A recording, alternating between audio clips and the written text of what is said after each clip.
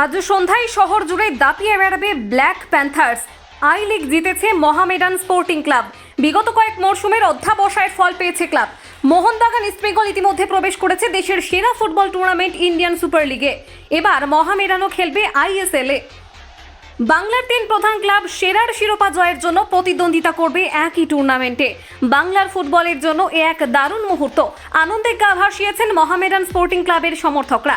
I league চলাকালীন club সমর্থকদের উৎসাহ চোখে পড়েছিল বারংবার।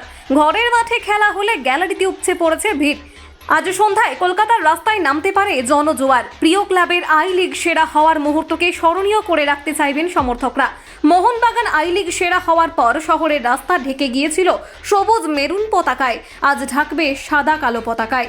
বৃষ্টি স্নাত দিনে শহরে হাজির হবে সাদা কালো ব্রিগেড। ক্লাবের পক্ষ থেকে ইতিমধ্যে দেওয়া হয়েছে সময়।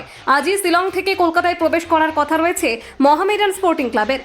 সন্ধে 7টায় বাংলার ফুটবল প্রেমীদের বিমানবন্দরে উপস্থিত থাকার কথা বলা হয়েছে ক্লাবের পক্ষ থেকে। নিজেদের শহরে নিজেদের সমর্থকদের সামনে ট্রফি জয় উদযাপন করবে মোহামেডান স্পোর্টিং ক্লাব। সার্থক তাদের ব্ল্যাক প্যান্থার্স ডাকনাম।